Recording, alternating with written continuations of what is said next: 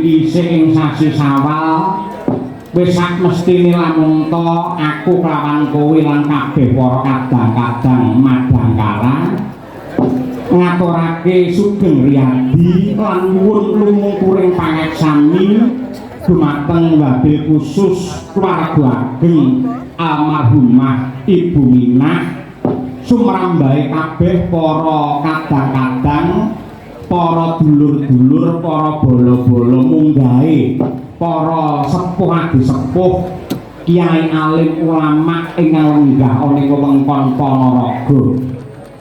Oh iya, Mak. Kaya ngono. Iya.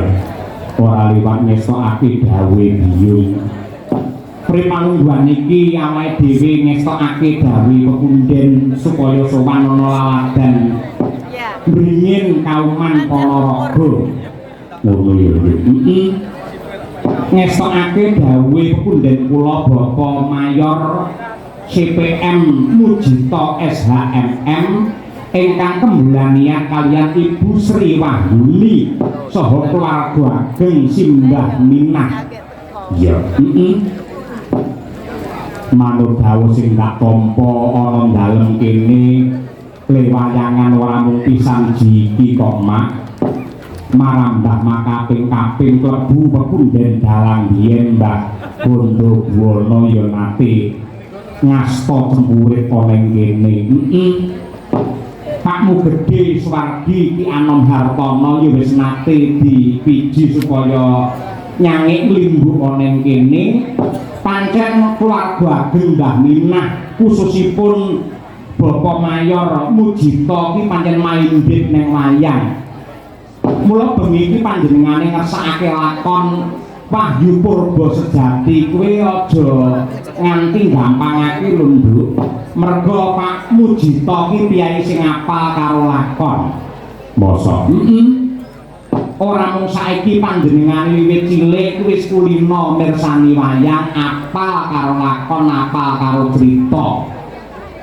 Malah akeh paguyuban-paguyuban budaya ingkang mapan ana ing laladan Banjarmasin sing dilenggahi kono sing dipandhegani karo Pak Mujito. Iya kok. Nadyanto Ripalungguhan iki panjenengane bertugas sebagai polisi militer TNI Angkatan Darat ning Jakarta Pusat. Ning uga aktif ning organisasi maupun kemasyarakatan. Buktine panjenengane dipercaya sebagai ketua Pemprov Perbosi Kalimantan Selatan, penasihat Pemprov Panahan Tradisional Kalsel, dan wakil ketua Pemprov Barongsai Kalimantan Selatan lan uga ketua kerukunan keluarga Jawa Timur ing Kalimantan Selatan, pembina paguyuban Pawarga ing Kalimantan Selatan, dan juga pembina Riok Pawarga ing Kalimantan Selatan. Oh kaya ngono tegese pancen Pak Mujito ki piyai sing budaya ya Mak. Temenanan. Mula lemayang sing ati-ati, sing teliti. Panjenengane iki wasis, panjenengane pinter karo lakon lan manut dawuh sing tak tampa saurunge ngasta dadi TNI. Panjenengane iki jane cita-citane ya pengin dadi dalang. Mosok Pak Mujito ki sore kepareng-pareng dawuh ngoten Mas Sahyo, kula jane riyen pengin dadi dalang, kula lakon niku apa ning kula yen kon nutuk gamelan mboten iso. Maka sing jenenge dalang niku kudu ngerti kalih gamelan. Lah elek kula nutuk gamelan niku mboten iso. Batinku timbang nutuk gamelan luwih becik nutuk sinden.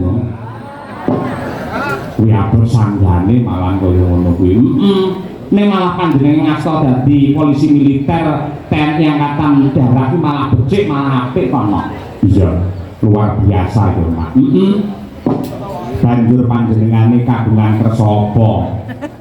Tasakuran pernikahan sing dipalakramakake ya kuwi putra saking Bapak Mayor CPM Mujito SHMM kaliyan Ibu Sri Wahyuni, ya kuwi ngantarane Roko Mas Bagus Bribda Arbi Yuda Pradana ingkang palakrama kaliyan Mbak Yu Roro Nindyari Di Astuti SPD.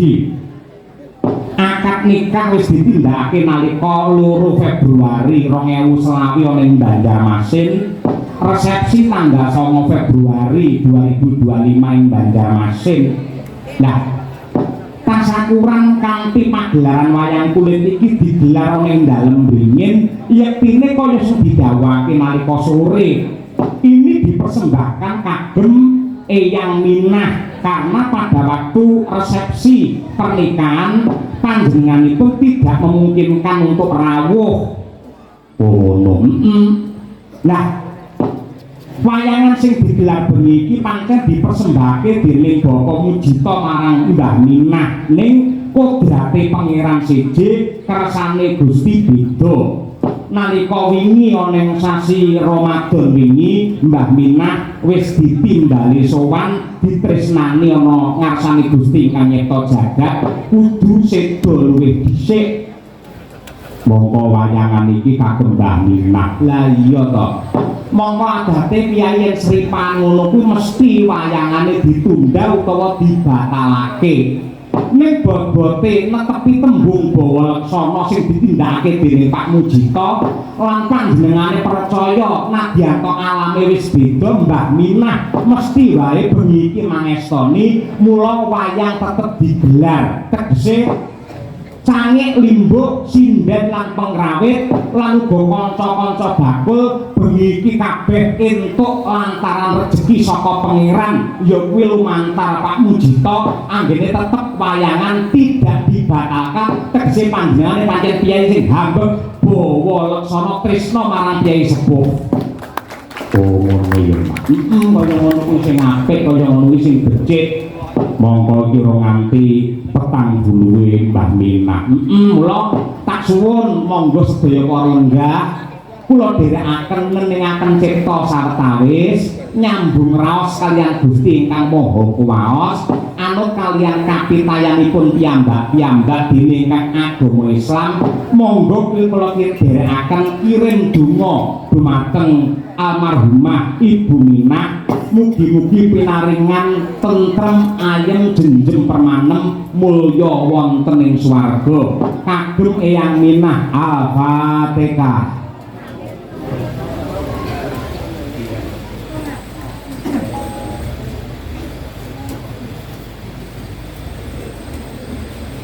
Amin amin ya rabbal alamin. Sembah nuwun donga pangestunipun para sepuh. Ya matur nuwun ya Mak karo keluarga besar simbah minah sing kepareng nindali karo awake dhewe satemah iso silaturahim kangen-kangenan karo Sutrisna Budaya ing Waladan Ponorogo. Matur nuwun lan ugi ngaturaken salam hormat ingkang kepareng monitor lumantar streaming nenggih pepunden kula ingkang kinantu pakurmatan Bapak Legend TNI Purnawirawan Bapak Dodi Wijanarko. Ya, aku wis nuwun pangestu nalika sore mau lumantar WA. Ugi salam hormat kagem WS dan Puspomat Bapak Mejen TNI Eka Wijaya SH beserta jajaran polisi militer se-Indonesia. Ugi salam hormat dumateng paguyuban Pawagong Banjarmasin ingkang insyaallah kepareng rawuh rene sing ora rawuh kepareng mubar ning Banjarmasin. Ugi bekti sungkem dumateng Bapak Kiai pengasuh pondok pesantren Darul Fikri Laladan kene mringen kene. Salam hormat dumateng para pepunden dalang Mbah Yatno, Mbah Sento, Pak Manto, Pak Puguh lan ugi kadang kula sepuh Raka Mas Ipung Purba Sasongko sing kepareng ngaturake ya kuwi pawiwahan wiwit sore mau. Oh ngono. Disunake marang kurbane pangeran muga-muga temanten kekalih Raka Mas Arbi karo Mbak Nindya tansah manggiya sakinah mawaddah warahmah kebak barokah antu wahyune jodoh satemah pinaringan katentreman lahir batin lan ugi keslametan dunya praping akhir ya Mas. Yo ora perlu kakean gunung sing tanpa guna, saiki ngaturake wiwit saka sing klasik luwih dhisik ngono. Kula nyuwun dumateng Ibu Sukesi Rahayu Bukesi supaya ngaturake apa sing klasik ya kuwi jineman ular kambang yen ora kleru larase pelok patete 5. Oh ngono. Kejawi katur dumateng keluarga ageng Ibu Minah ugi kulaturaken dumateng sedaya para Sutresna Budaya khususipun nenggih caksi lover dimanapun Anda berada. Mligine meneh khusus meneh ya kuwi anak kula wadon. Oh iya, Aning Dita, ya, monggo Bu Kesi kinarya ngleremaken swasana laturi nembang jineman lur kambang, monggo Bu.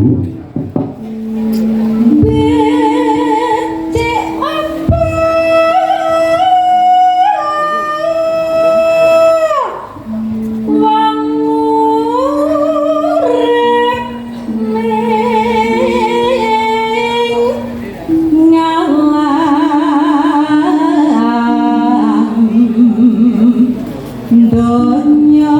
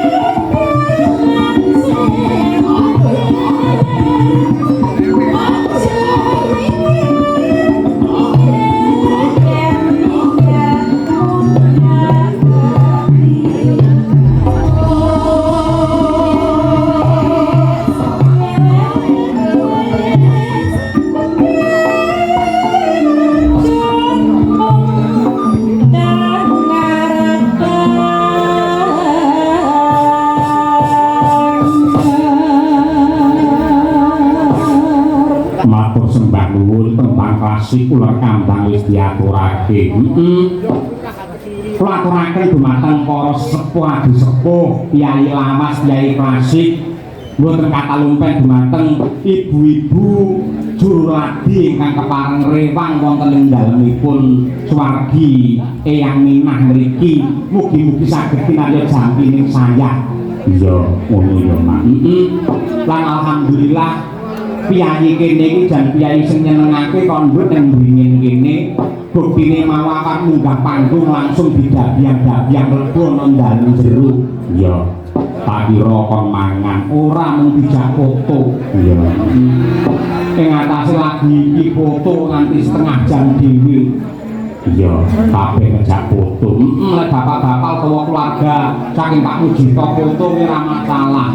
Nek kabeh ibu-ibu lho Pak Dalah biasane ndelok ning TV ning YouTube kali iso ketemu langsung. Nek tok buku sak kayange. Gemes aku seprene abang ya. Iya. Lek tresno karo awakmu nganti kaya ngono tenang. Monggo sing jenenge foto iki lak ya mesti mesem to, Nduk. Iya. Tak nggih mesem iki udah karo setengah jam. Nganti semene iki aku nuwun sewu lambeku nganti keji. Sunah pengumuman nek nanggap wayang sak fotone kudu ana anggaran di foto dhewe. Ya ora iki tandha tresno. Mak, sembah nuwun akeh banget sing kepareng rawuh mongko sore mau dan ya Mak. Alhamdulillah ya mbok menawa kangen karo wayang piyayi bringin kene kauman nggih. Monggo dipun tata piyambak supados sedaya jenak pinarak nggih. Ingkang ajeng lenggah supados ketingal lan ingkang wingking mangke saged gatekaken kanthi cetha. Iya, ngono ya. Ngoten niku. Monggo njobo yen diparingi layar ya. Ya mergo kiai akeh konduk. Muga-muga sedaya pinaringan rahayu. Nggih. Ana bintang tamune ana. Malah iki sepisanan lagi ketemu karo awake dhewe ning piyayi iki wis asring ya kuwi kiprah ning laladan kutha Riya Ponorogo. Iya. Mas Gareng saka Pacitan iki kaya mengkono kuwi ketambahan ya kuwi Waranggana sing bengi ra tau leren ya kuwi anak kula wadon Elisa Urtarus Alasu. Wah iya. Kuwi ora ketemu karo Mbak Lisa. Temenanan. Alhamdulillah nganti saiki Nadianto Jani wis kudune iki cara pitik iki kudune wis didu ning parandene isih dadi jomblo. Iya, terus duwe calon pacar biyen nate ning didelikne akhire ilang tenan. Saiki asli jomblo tenan. Iya. Wis muga-muga awake dadi jomblo. Mergo tak ramal Mbak Elisa nganti kesusurabi wis langsung ora payu wis. Ngono ya. Kok jomblo. Mula sumpah Mbak Elisa sakjroning batin kowe iki janjiya kowe prasetya.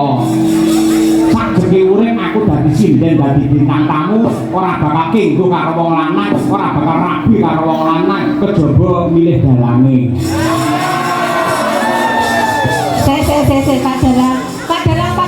Padalang nyuwun sewu. Padalang nyuwun sewu. Bu Kesi. Oh, istriku tersayang. Lah aku krungu padalang. Jenengan mirengaken mbok aja kaya ngono ngrayu Mbak Elisa. Rungokno tangise atiku. Nonton wayang ning mburi kelir. Cakep. Pak Cahyo sayang, cintaku padamu tak pernah berakhir.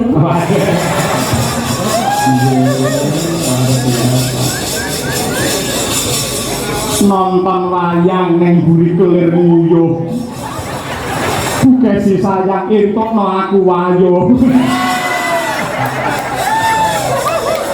Keprok parung blasmu. Sik Pak Gareng saka Pacitan luwih dhisik men jumeneng. Ya, tumrake prau. Monggo pinarak mriki Pak Gareng. Yuk.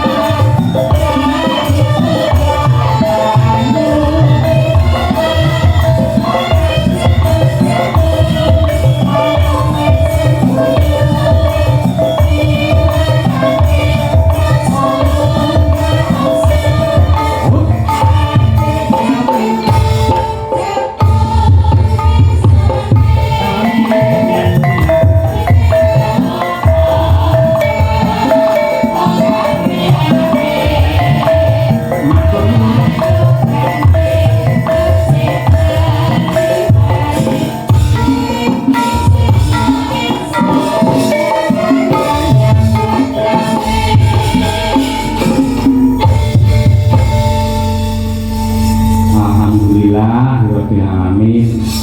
Sugeng dalu Mas Gareng. Wilujeng dalu Mas Cahyo Putadi. Nah, ini. Pasange mbok limbung. Nggih. Derek diajar. Nembe sepindhah Mas nggih. Nggih. Alhamdulillah muga-muga pinaringan wilujeng slamet boten wonten alangan setunggal menapa. Amin ya rabbal alamin. Penonton kok kaya ngene bane lho Mas. Pripun? Padahal iku wau Jawahe nggih kados ngaten. Nggih. Ning kok nggih wah jan penonton tenggene dingin niku. Wah, kok nggih tetep kathah sanget. Awit niki nuwun sewu Mas Cahyo. Pripun? Mbok bilih kula niki lek dalu menika mboten tanggapan. Dalu menika sanes nek ngendikane jenengan bintang tamu. Kula niku lek teng Ponorogo namung derek dolan badhe sugeng panjenenganipun Rama Mujito. Niku Intinipun badhe sungkem. nggih badhe sowan sugeng karo badan. Sing sepisan kula badan kalih ingkang Bapak Gati, ingkang angka kalih menika badan dulur-dulur kula sing tenggene mriki. Nggih. Wow, kok papane kula ki ditanggap lho Mas, esuk nanggap kula. Aman nanggap kula, bengi kula lak nggih pun boten tanggapan kowe Mas ngoten. Lah napa? Lah nggih namung derek ketut buri jenengan nonton wayang rai kula truntengi namung ngoten.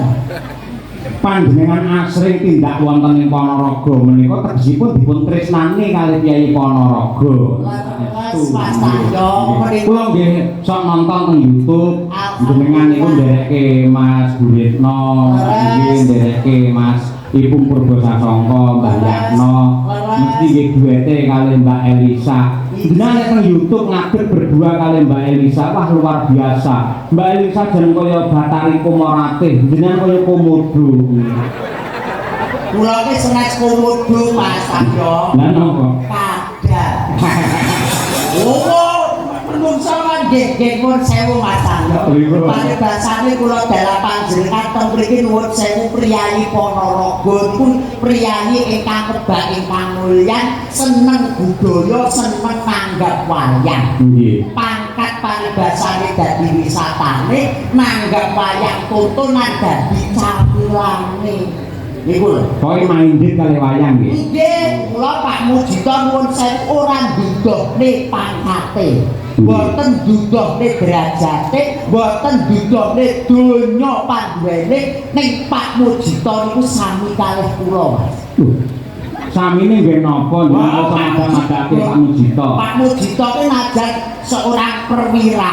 Nuwun sewu lho, biasane niku pun gadah embel-embel niku dugi pundi-pundi niku mawi napa niku sing teng mriki mbel-belan niku dibetok matuk. Oh nggih. Betok kondur teng desa.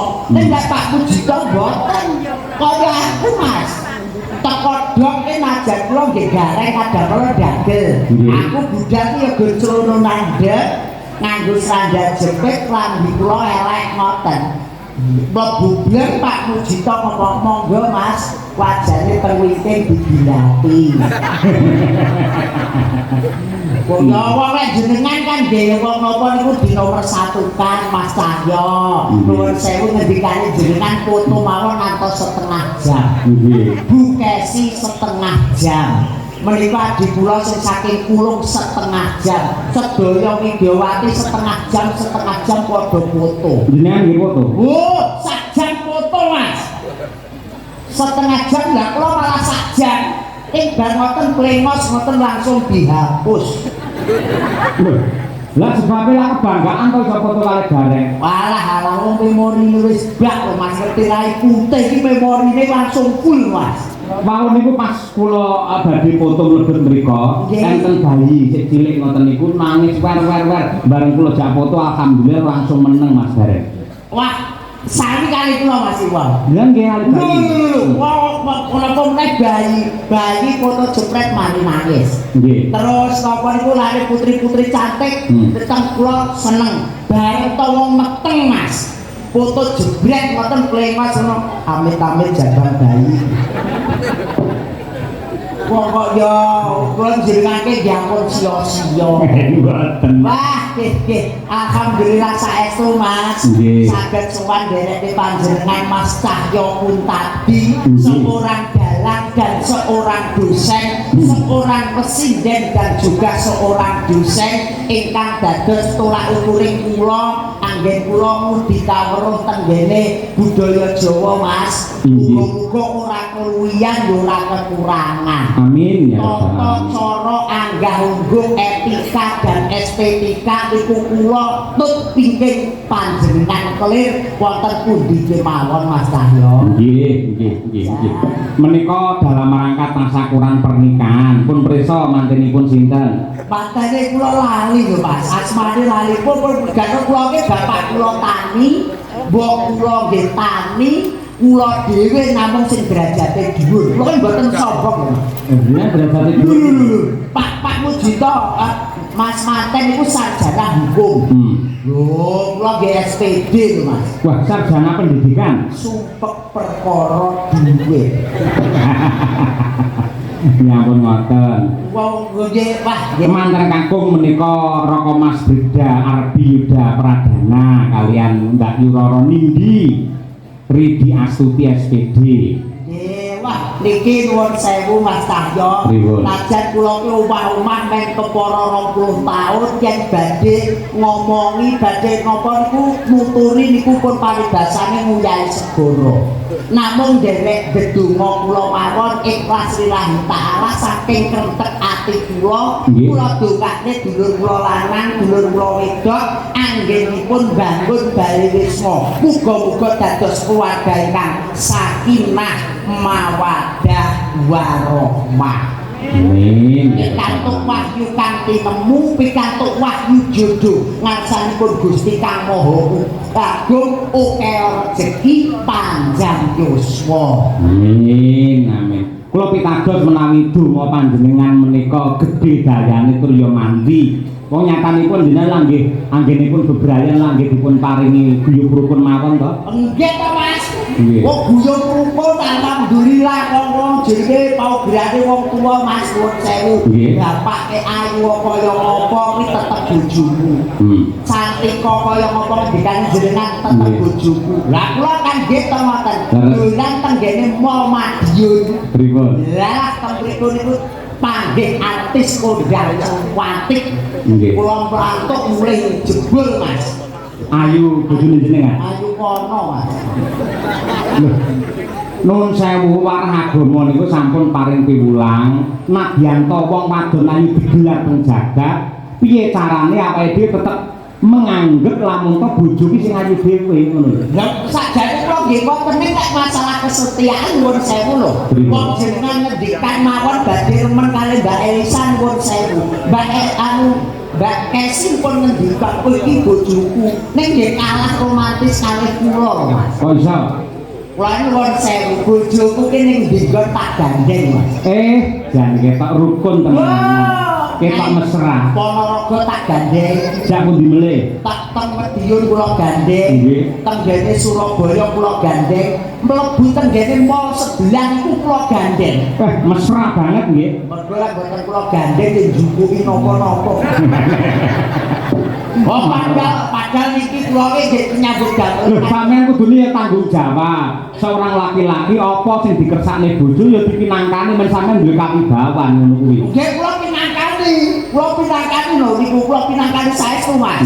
Kula jupuk ning ngoten, bare tenggene kasir kula balekne melih. Lho, lah terus mulih nganggo apa-apa? Lah yo sabar. Kula kan nggih wonten sabar. Trimo karo pawehe sing wong lanang. Kula kan nggih wonten sampe kalih putranipun panjenenganipun Pak Mujito. Pokoke yo jenenge awake dhewe najan wis pangkate dhuwur lho Mbak yo, Dik. Pawehe dhewe kudu nrimo apa sing dadi pawehe Gusti. Ngoten. Dawuh leres nggih. Lah niki mumpung Mbak Elisa sampun jeneng pinarak wonten mriki dasaripun sampun sawetawis dangu mboten pinanggih. Leres Mas. Jenengan kajenge dipun kancani Mbak Lisa nggih. Injih siap. Monggo jumeneng Mbak Lisa. Aja dipleroki. Monggo, yuk bagus madangkara. Yuk.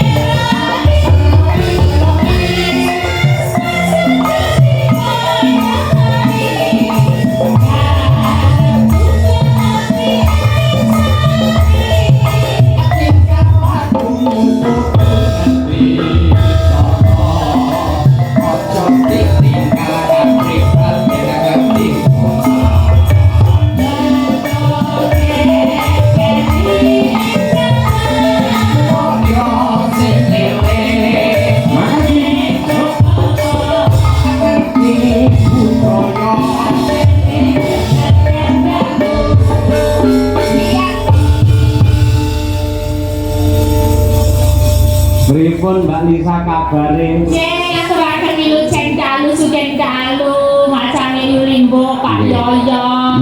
Nggih. Ingkang kula hormati kula tresnani. Pripun? Kula hormati kula tresnani. Lah, sampean muni tresnani jare iku iso teles dhewe lho, Mbak. Kok teles napa? Ya kaya grogi ngoten lho sampeyan. Terus jenengane saya tambah yuswane kok ngibarate kaya emas ni malah kaya sinangkling kaya digosok satemah mencorong mawa cahya kuntabi ngono. Semunar ngono Mbak Lisa. Oh gitu, oh iya ya. Maksudnya Tresno itu kan sebagai sosok seniman yang apa dalam, sing tak puja-puja, ngono, tak idolakan, ngono. Orang Tresno sing koyo ngono gitu loh. Jadi emang mungkin sinarnya itu mergo bar pedot. Aku ki lho rungokno El. Wah, iki bukesi ya sumunar mawa cahya lho ya iki. Aku ki lho neng omah dadi bojone meh 15 tahun. Ora tau lho dilem-lem kaya awakmu El. Aduh, piye? Masa toh Bu? Masa nggak pernah dilem toh Bu? Ya malah ngelem awakmu iku lho El. Jane ya bukesi. Ngaten lho Pak. Menurut saya itu pendapat yang salah. Bukesi rendalem ya tak lem ning panjenengan ora krasa. Malah nun saya mereka ilang biyen bar umroh to. Dadi sithik akeh ngerti basa Arab. Lah, jebul wong Arab kuwi, wong lanang ngelem karo bojone sing putih kemerah-merahan ki lindang piye? Ya Humairah. Putih kemerah-merahan kuwi ya Humairah. Bukesi ya tak undang ya Humairah. Ora mungkin pengireng tak undang Hajar Aswad ora mungkin. Ini kan berarti menunjukkan rasa tresno nih. Rasa tresno kuwi mau digambarne kena saka apa wae. Nah, Seladine audio awake dhewe yen belen bengi iki ya kaya ngene iki kepenak. nah kandhane. Iki jenenge enek kanca-kanca YouTube Mas. Yen belen manggone kepenak nek kono ditata ya becik manggone. Menika sindenipun madang karena mawi biru mawi petak tata nggih penak sarang. Penak. Nggih. Sarang nggih penak. Mula Pak Cahyo Kudati niku yang ngendikane kalih bojo mesti kepenak supaya rumah tanggane sakinah mawaddah warahmah. Lah iki pertanyaane siji. Apa Mas? Kowe kapan? Iki lho, aja takon tak kuwi sing jenenge tresno karo jodoh kuwi kudu dibedakake. Wong nek umur sakmene nek diomongi ora payu-payu engko selak tuwek, engko selak dari awan tuwa. Aja iki berarti wong lagi golek jati dirine. Urung ketemu jodone, kudu dibedakake antarane jodoh karo tresno. Upamane jodoh. Nek wong saka tresno dhisik ya. Tresno. Ya, nek wong tresno kuwi arep suwene kaya napa?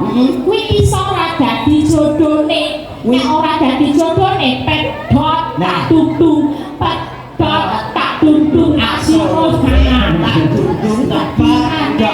kuwi. Tapi Jenenge tresno arep kaya ngapa paribasane esuk sore dolan esuk sore mlebu sak mobil yen dijojone kuwi bakal dan dusu asore tak tutu. tempat Kuwi iki tresno bedane jodoh. jodoh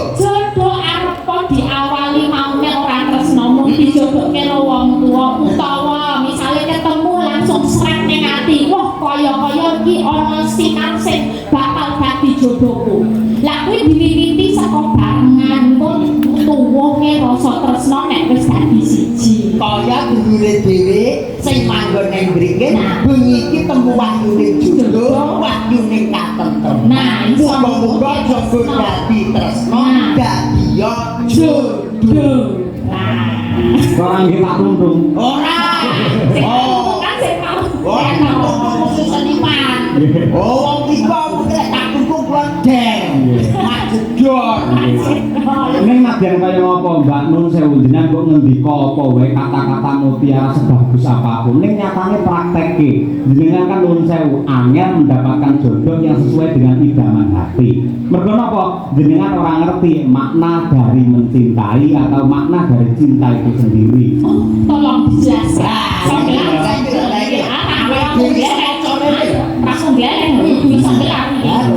Coba terus no kaya ngopo Dirumane ya. piro bukan sirat kira-kira Dirumane ya. Tak tuntung asolole.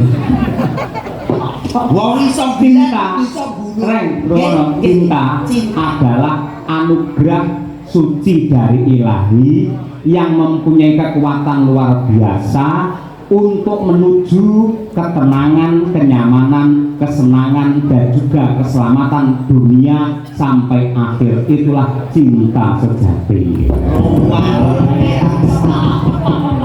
berarti benar Ya, iya. orang dogo Ora dobok, kita itu bener tenan iki.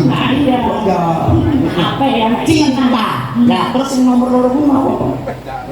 Cinta terus Napa? jenengan mau ngendikan Mencintai loh. mencintai. Mencintai itu artinya adalah ketika kita tidak menyakiti dan siap dengan ikhlas menerima rasa sakit yang diberikan oleh orang yang kita cintai, itulah makna dari mencintai. apa ini Oh, aku ya duwe. Apa? Aku ya duwe jenengan mau kan jodoh karo tresno. Aku nomor 1 kuwi jenenge bojo. oh B O J O. B. Berangkat dari suka duka sekarang menjadi cinta yang bermesraan. O. Orang tua sudahlah merestui Kalimantan tresno, Ponorogo ya tresno. J. Jadilah teman hidupmu sampai akhir hayat. Terakhir O. Oleh karena itu jalinlah rumah tangga Anda, rumah tangga yang sakinah, mawaddah, warohmah. Kuwi lek bojo kuwi jenengan mesti wis apalan. Saiki tak tambahi istri. Istri. I S P R I. I. Mas, Apa? isih cetuk pisan kuwi urung tau, kuwi mergo dua apalanku. Loh, zaman saiki iki sing jenenge pelawak dituntut harus cepat cerdas berpikir, ngono kuwi. Istri. Heeh. I. Nun sewu lho dongane lho Mas nggih. Iki padha karo tes-tesan biyen Mas dadi tentara iki ya kaya iki. Hati-hati tenan. Lah kene dosen lho kene wong tani lho. Urang-urang bingung piye ning ndas. Istri. I. Insya Allah beliau akan menjadi keluarga yang sakinah, mawaddah, warohmah. Iki mau sakinah yang Wis muat. to meneng wae kadung medhas kuwi lho. Kaya Balik kira ngangge sakinah. ora kena.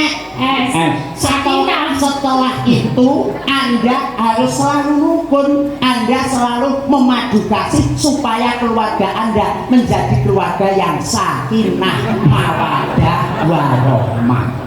Nggih, dagelan telek. muka-muka gonte rano P. Tatak tutup ngantos kuku sing Yosua, dongane kakek-kakek nginen-nginen andeng waringen sakinah, mawaddah, warohmah. R.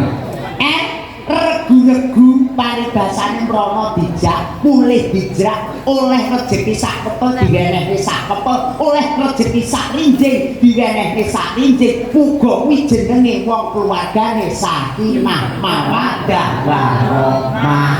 Terakhir I. Para penonton kula nyuwun, mangke yen pas sakinah bareng mawon ben pucet raine. Ayo. I. Insya Allah begini ki kula pun lunas Mas. Lah sakinah. Ora dituki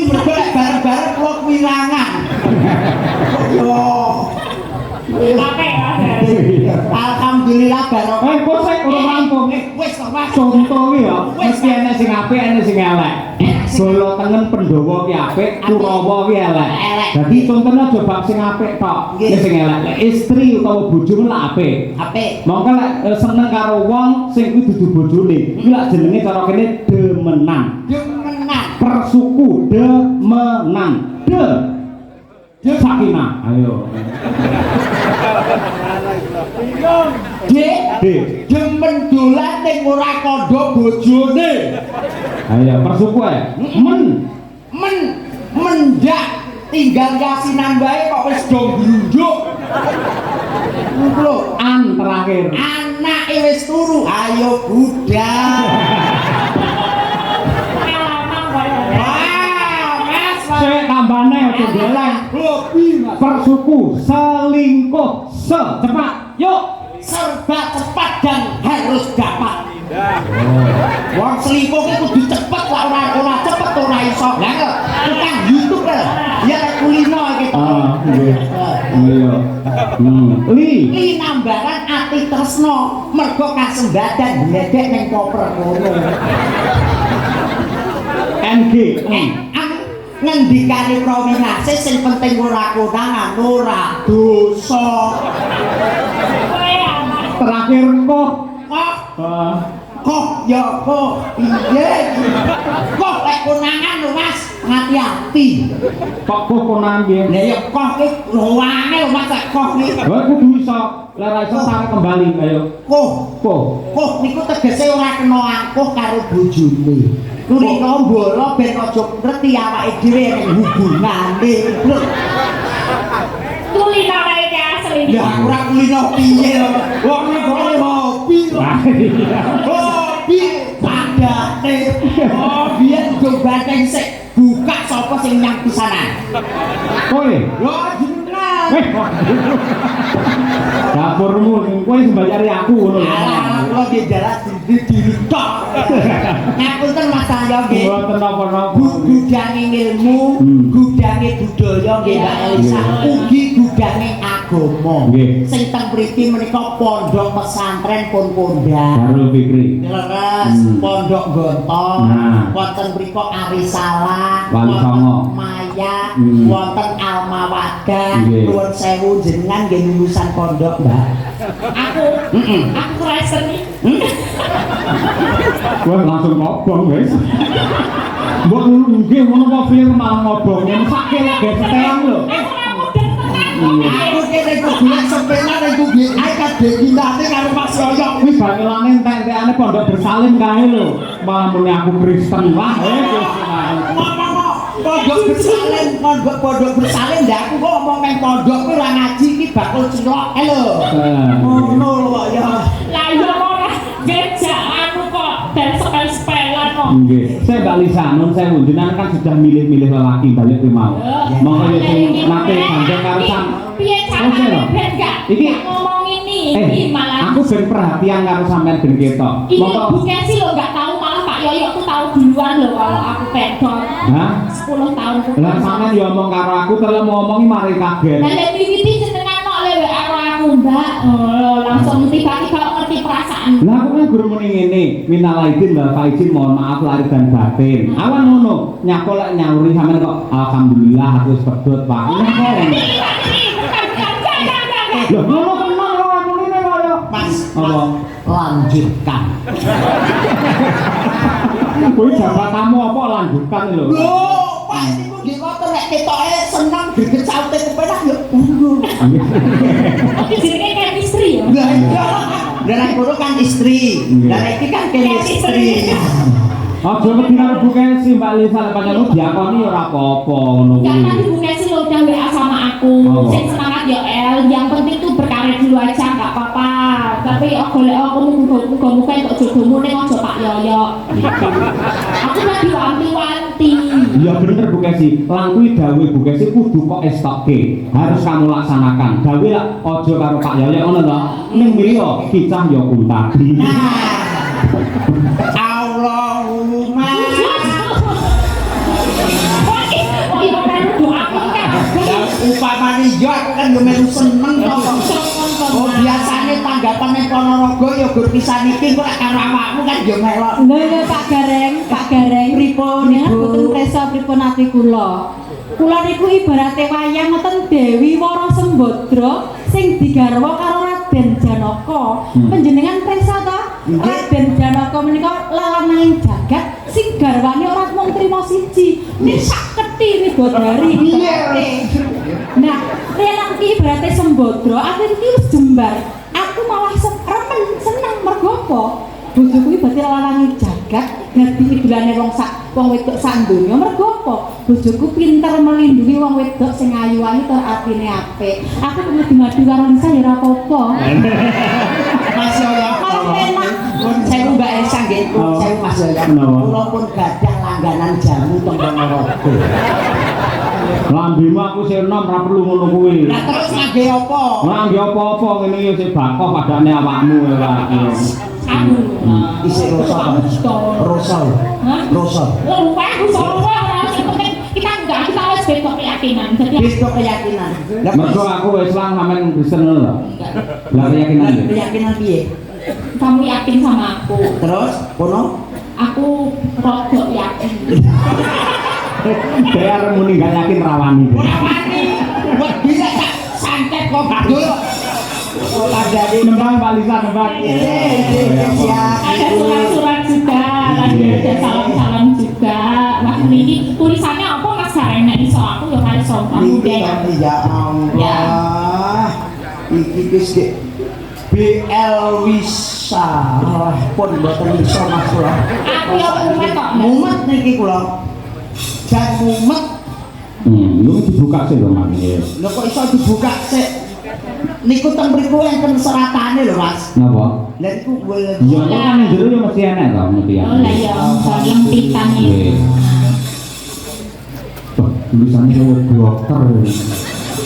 Salam taklim saking keluarga. Napa niki? Kok jauh banget bacanya Pak? Apa? Jauh banget kok ini. Lah wis tuwa pancen nek maca ya ado. Oh, lagi rong menit wis kleru. Mau jare kuat sik apa wis tuwa. Nggih. Saking napa niki Pak Tatung Mbah Disan nggih. Nggih. Mbah Disan nyuwun gending utawi lagu kinanti sandung terima kasih. Ini wonten saking Balong Pak Samidi menika nyuwun tembang kangen. Lajeng wonten Wonogiri Pak Prasoto ini dari Cak Silover dan FC Manto Senggol dong. Minta podang kuning. Dipun aturaken sedaya. Monggo. Anu Mbak Lisa nyuwun kadung Krisna dhisik diaturake marang mempelai berdua. Nek nangis aku piye? Ya ora. Ngopo kadung tresno kok nangis. Kadung tresno ya. Kadung tresno nek ora jodone. Ya tak dulu. Aku mau bengi iki mau gendhe curhat Elisa tok. Aku tak dulu. Monggo. Dibawani monggo bawani napa nderek mawon.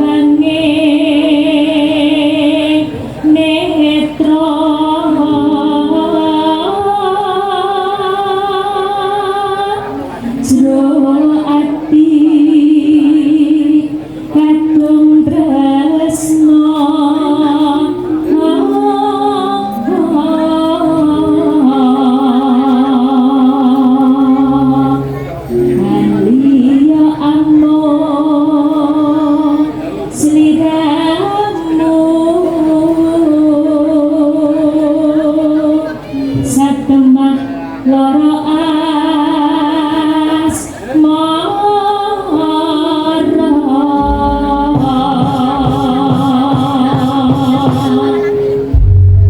Nggih, digarak ana rambahan sepisan langgang angka loro dangdut ning iramane slow. Wah ya kadung tresna. Monggo Mbak Elisa harus alaso.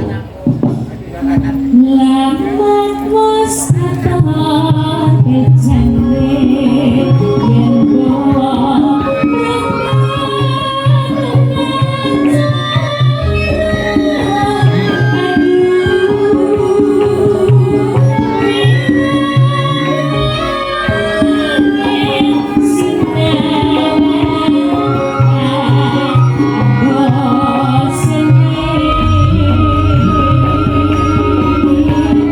yen keseng pindo katon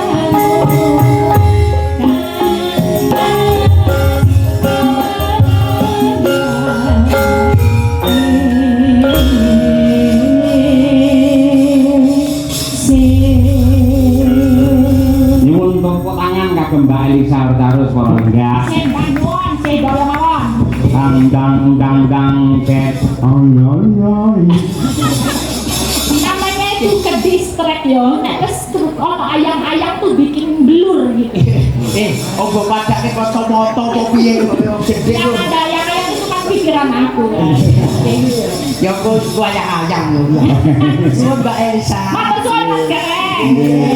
Manggon. Karo kawula Mas Amyo menika lagunipun kadung tresna. Nggih. Muga-muga tresna ingkang sejati mrigilipun kunjuk dumateng pinanganten sekalian. Nggih Mas Arbi kalian Mbak Nindya.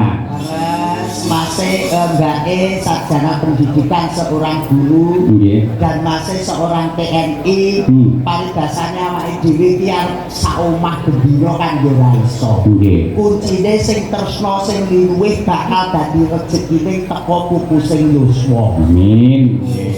Tak golekne kanca meneh Mas Gareng. Ijih, Mas. Iki ana sing ngersakake ya kuwi jaranan Mbak Winong. Nggih, lho.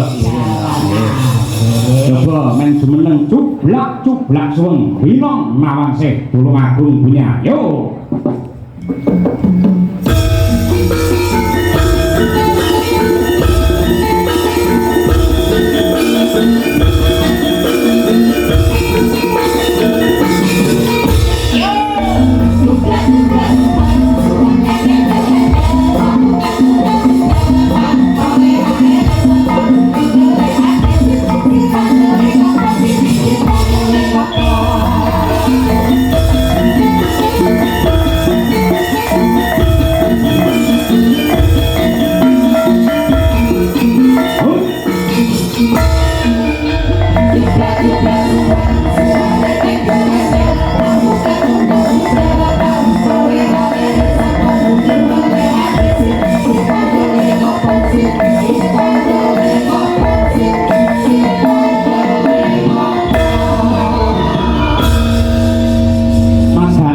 Pinanggih kalian genduk Winong. Alhamdulillah Mas. Pun nate. Pun namung sepindah gigi.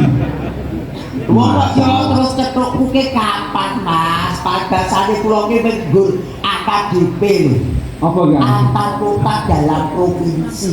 Nggih. Oh, wong kula ki nggih lek jenengan kan pengisi. Nggih. Lah kula UGM. Wah, ngayuk Jakarta. Dalam Universitas Gandulan Montor.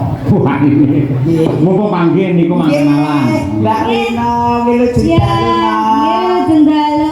Minal aidin wal faizin. Nggih, ngapunten Pak izin. Sepinten kelepataning kula nyuwun pangapunten. Nggih, kula semanten ugi Pak Gareng. Alhamdulillah Mas ngeten iki. Gandes ruwes nyenengi ati. Cara buah Mbak Winong itu napa? Lho paling boten nganggur to Mas. Anggur. Nganggur. Kaya iso anggur. Ora dadak dionceki, ora dadak dikumbang langsung dipangan. Us. Lah iki Mbak Umi Habibah kelakuan apa? Mbak Umi Hafifah iki yen cara buah ngoten nek teng desa Ranti. Ranti. Ranti. Kok ranti? Ranti niku nggih cilik, Nggih. rupane ireng, wokeh tunduk-tunduk ngoten, lebu bleng kena kanggo tangga. Oh, kowe tunggale jamu berarti. Kena nggih jamu, kena nggih tangga tresna. Nggih. Lah Mbak Birgita iki Birgita. Sampe kaya iki kira terus buah napa? Sampe ngeten iki lek cara buah niku nuwun sewu lho Mas. Manggis, Mas. manggis. Manggis. Kok manggis? Manggis niku tidak pernah bohong. Sing Nggih. buri 5, jerone ya 5. Nggih. Niku Mbak Bukesi napa? Bukesi ta? Heeh. Lek Bukesi niku saniki napa kala riyen? Yo sakniki wong biyen saiki kok. Saniki ta? Nganti elek surat adanah kowe. Mboten lek Pak Bukesi niku nuwun sewu. Cara buahe ngoten melon tanpa biji. Mewah.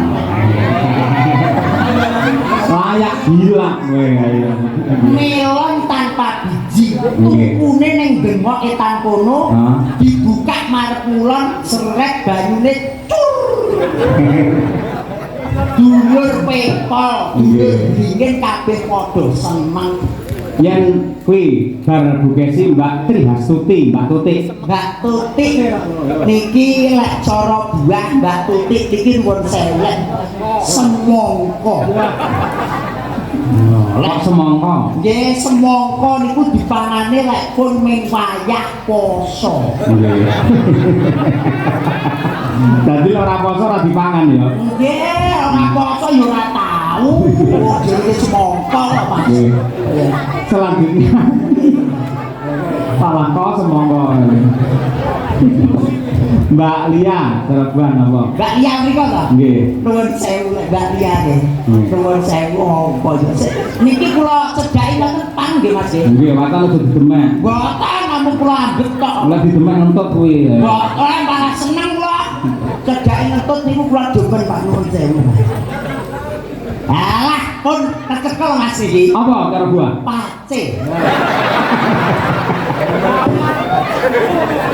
Enggak sia-sia. Oh, boten sia-sia. Kuwi seniore para sinden lho kuwi ora suarane apik. Warpo senior parasiden jenengan aja nyedak lek ngentut.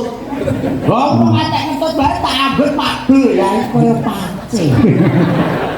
Kok kanca. Main komplit Mbak Lisa karo buah apa? Lek Mbak Elisa lah, wis bendino teng mriki lek niki kan nggih buah kesukaan. Oh, makanan sehari-hari. Makanan sehari-hari komplit kabeh kuwi. Apa kuwi? Iya seneng semongko enek. Terus apa kuwi melon enek. Terus durian enek.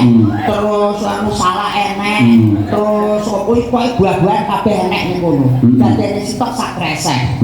Sampeyan cara buah ya apik. Kok napa Mas? Cara buah sampeyan iki pelem. Pelem Pelem sing luwegi rupane kuning semua abang kae. Nggih, pelem. Ning digondol codot dadi ya. Ngono kuwi. Mboten napa-napa Mas, mundul druk, mundulan cocok jenengan dahan. Iya. Nggih. Nang iki lho nang. Ya. Nggih. Iki mesti ya penggemarmu ana sing ngersake jalanan. Nggih, ndak pinong niki napa melih niki teng bumi Riok Ponorogo, Mas. Nggih. Pokoke ya wajib iki jalanan iki tidak hilang dari pandangan seorang penduduk Ponorogo. Nah, nggih. Nggih, Pak. Halo. Niki sakderenge nembang kula lajeng tanget ansal. Oh, boleh. Niki wau kan kula kali Mbak Birgita, kali Bu Kesi, kali Umi kan kaget to nek Mbak Lisa niku jomblo. Kok jenengan niku malah ngumur terus niku sejauh apa to dengan komunikasi karo Mbak Lisa niku? Iki tak cilik iki guru ursaku karo Bu Kesi karo Mbak Lisa nyapo tak cilik melu-melu. Kula kan kepo lho, kula kan sayang Bu Kesi to Pak. Terus mungkin nek Bu Kesi disakiti kan saya ndak terima. Hah? Gitu. Sing nyakiti Bu Kesi iki sapa? Lah, kula kan mau tanya sejauh apa komunikasi dengan kalian Mbak Lisa niku mawon, Mang. Orang jauh aku dekat kok orang jauh.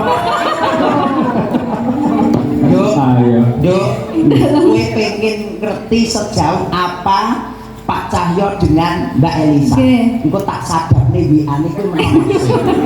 Ini kaya pihak kepolisian. Loh, ini mantan intel. Ini gak katriman ya nang ya? Nggih. Ayo, kita kok kangen suwi ora. Nembangake kuwi. Ayo. Langsung bae rong ramban. Ya, kaya ngono. Kuwi mau nawang sih, coba diaturake para lenggah sugeng mirsani. Ya, mangga.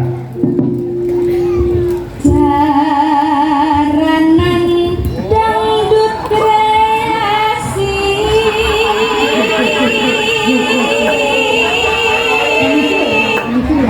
Ini janji ayu, suarane apik. Nggih. Ning telmi kuwi. Orang ruwakne omong aku to. Tanpa ngangge bawa langsung bae. Duk minong. Sadapane HP kuwi mau aja mbok foto saiki. Wong sadapane HP mbok foto saiki dadi bawa. Iya. Kok enggak kedengeran ya tadi ya? Maaf ya, Pak. Ya wis ora apa-apa enggak. Enggak apa-apa, Mas. Enggak sido nek no. Ngojo kabeh metu ora iso piye ora. Mesti no. Diterusne Pak nggih. Saya tak tepake Bapak. Saiki sing lenggah bae sing menghakimi. Pripun dibawani mboten, Pak? Oh, bawa kuwi lho, kowe diselamatkan. Ya, diselamatkan. Iya. Iya, kuwi pikirane ya padha karo Mbak Elisa. Kowe seprene randang kok pacar lho. Jangan gitu lah, Pak. Lah bocah bermangan. Kita gede ya gede mengawake tok. Loh, kula iki gede atine nggih gede lho, Pak. Paling tak lepek. Mas Cahyo. Mas Cahyo. Kula mboten patut ngomong. Lah napa? Wong jenengan pun persis kok. Ya. Ya dibatasi nang rawonan. Ayo apa. Jar kuwi aku menghindari bawa kuwi mergo mau dini karo Mbak Elisa Asmarandana. Ini ora apa-apa, cakepane kan beda. Beda. Enggak. Ya bener Mbak mboten ngirim Mbak. Heeh. Tujune kowe cara buah ya seger paman cara buah kowe pace tak penging. Untuk kowe mau ya awakmu anggur ya. Agak diundang dan dilek wae. Karena ngawut anggur mau jane umi. Ngawut. Lah yo lek umi ki anggur lah wong sing sakmene cinike wong tuwa pinggir dalan dipangani kan nggih repot to Mas. Mending ge jamu wae lek wis sehat tindulan sama anggur. Iya. Lha nang apa-apa saya.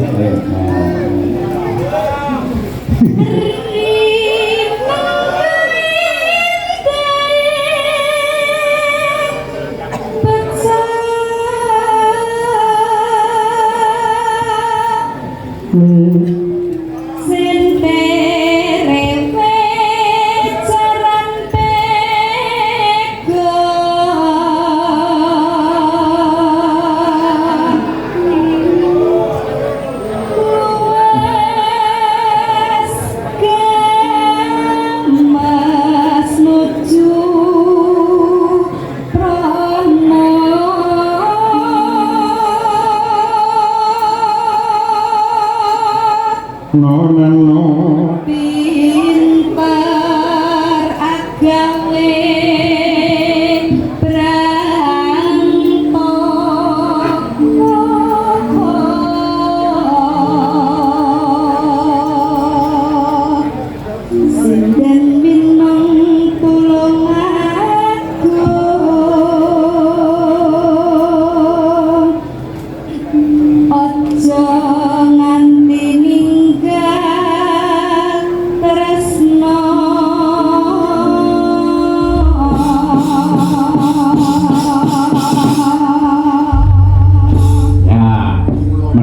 dilaturaken dumateng Pak Jono Busri sing tebih saking Surabaya kraya-raya tindak wonten Ngaladan Dingin Kauman Ponorogo. Kangen karo kanca-kanca Madangkara.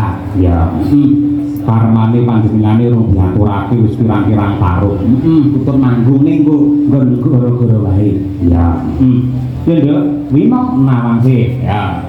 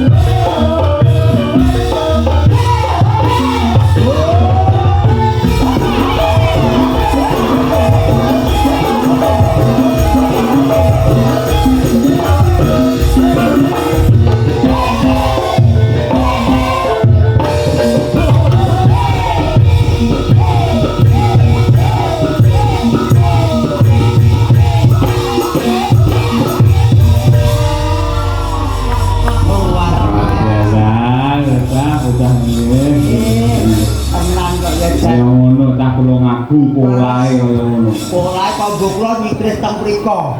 Moto kula meh klini penupak-tupak.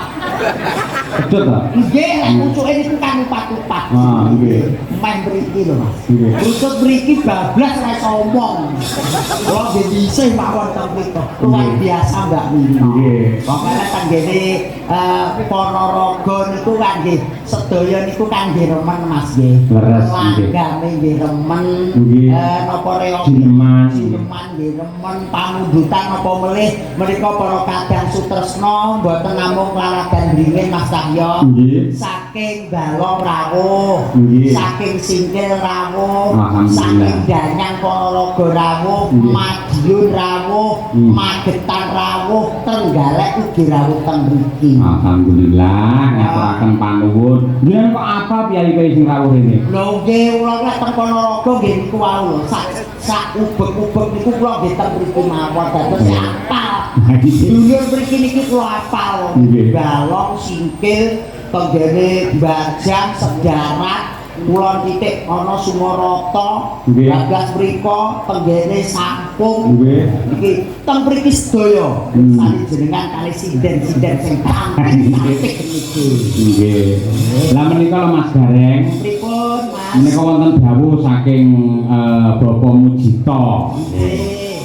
Mas, ini ada penyanyi namanya Mbak Fitria Rosa. Persembahan dari Bapak Haji Karnadi Jombang. Mbak Fitri, pundi Mbak Fitri? Mbak Fitri. Jadi sempat kersane minggat. Oke, ku tak tangkap dang dang dang dang. Oke Mbak Fitri berpatu dalam Melodio.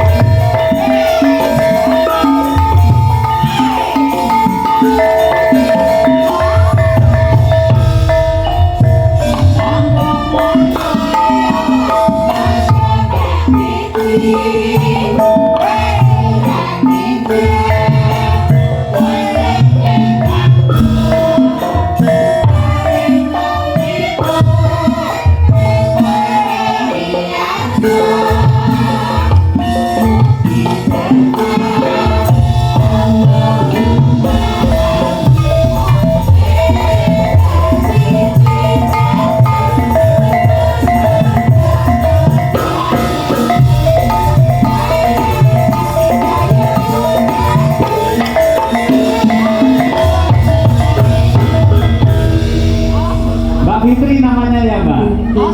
Dalam Namanya Mbak Fitri. nggih leres. Nggih, perkenalkan nama saya Idul. Mas Idul, aduh. Kersane rumah monggo cegat. Kula mriko. Nggih, nggih. Waduh, kula nek cedak-cedak kali dalang ingkang bagus nyata labiter lho kula. Waduh. Kayak sampun enten sing gadah keteng wingking. Kok bebas mawon. Oh ngono. Oh, betul bisa kok. Waduh, mburi iso, berarti secara diam-diam. Mbak penyanyi, belum nggih? Gak apa-apa. Oh, sakniki setunggal mboten cekap nggih. Pak dalang ini kebun kula liar. Oh, master. Pun ngidini lho, sampeyan krungu to? Tulung Agung enek sejenenge bos kacung iku ae loro. Mosok ya Pak dalang nek sita. Aku tetep sitok. Mong Iya. ngene sesuk lak prei kula. Ya, iya, Diparingi rezeki kali Pak Mujito. Buka silat tak jak ning mall tak kon tuku baju ya sampean. Iya kan? Waduh.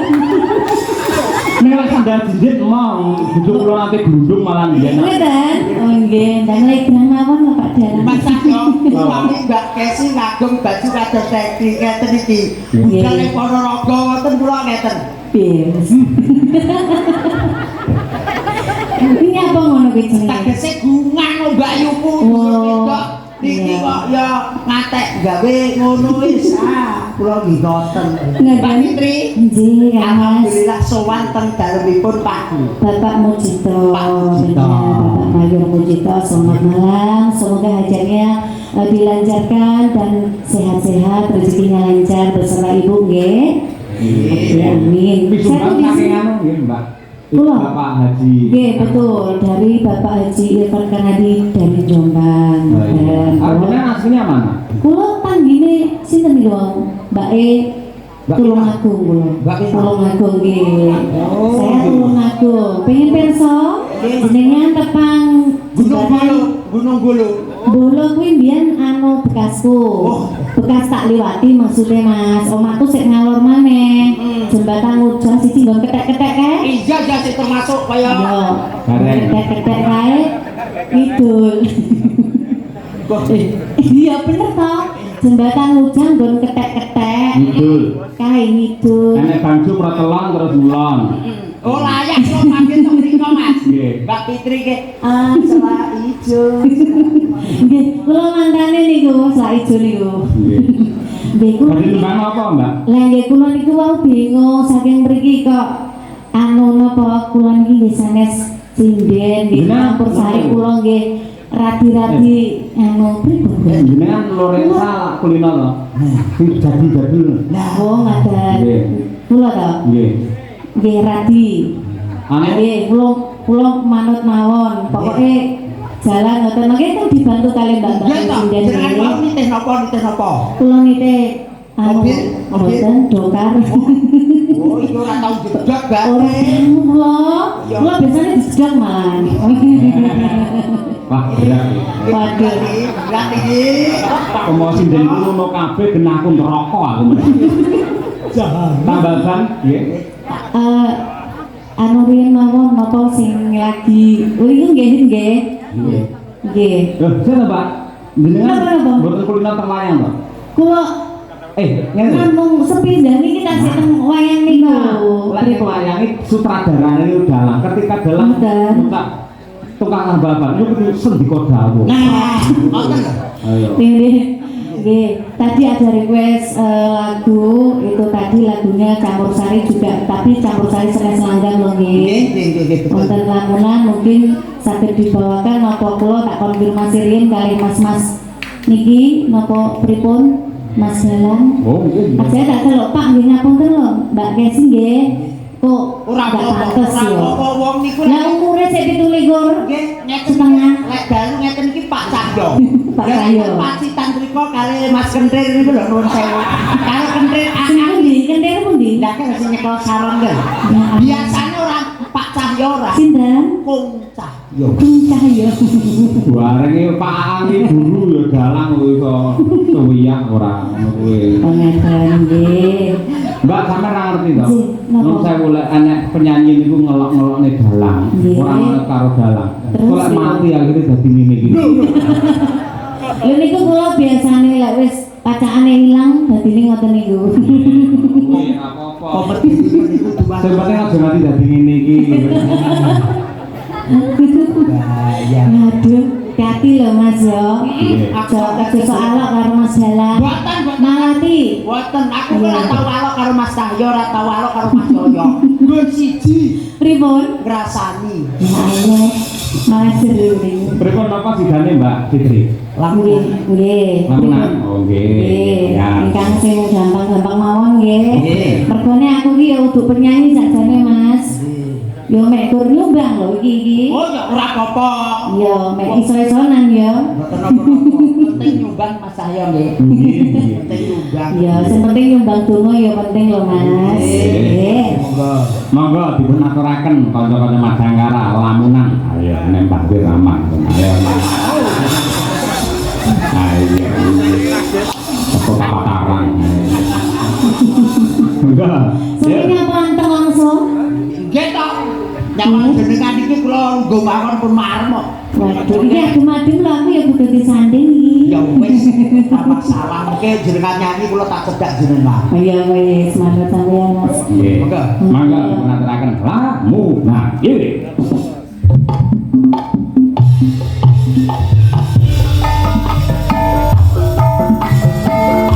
Coba di Mas Rai. Ini koyoke kok Julino rasane mengke mantap.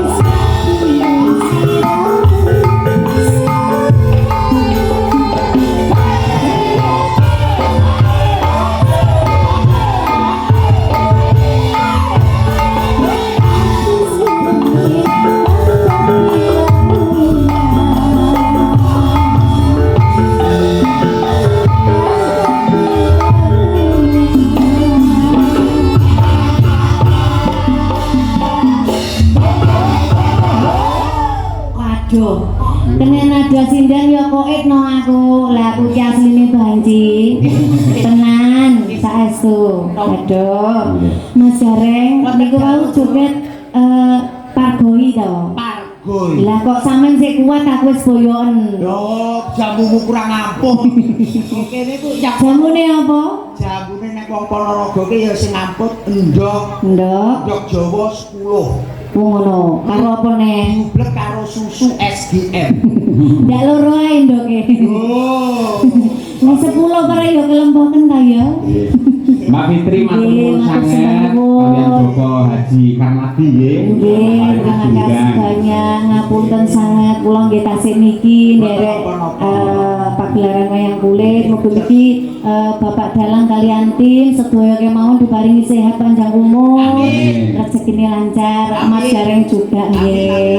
Jobnya juga banyak. Amin, amin, amin. Terima kasih. Saya undur diri dulu. Mohon maaf bila ada kesalahan yang mungkin saya sengaja atau enggak. Juga buat beliaunya tuan rumah Bapak Mujito. betul Bapak Mayor Mujito beserta Ibu. Terima kasih Ibu. Tadi katanya ngantuk, tapi setelah ningali jenengan langsung langsung semangat. Oh. Loh maksudnya Ibu loh, Ibu Mujito, udah aku. Iya Mas ya. Ya kula pamit rumiyin, mugi-mugi lancar sampai akhir acara nggih. Terima kasih. Assalamualaikum warahmatullahi wabarakatuh. Waalaikumsalam. Nggih. Mas Gareng nggih. Gandeng menika Ponorogo niku benten kalian lalagan sanesipun. Leres. Ya bab guyon, bab lagon ya diaturke niki ya lakon aja nganti ditinggake. Kaya niki kan bocah-bocah cilik niki mesti seneng kali sabetan, seneng kali lakon. Nggih leres Mas. Nggih.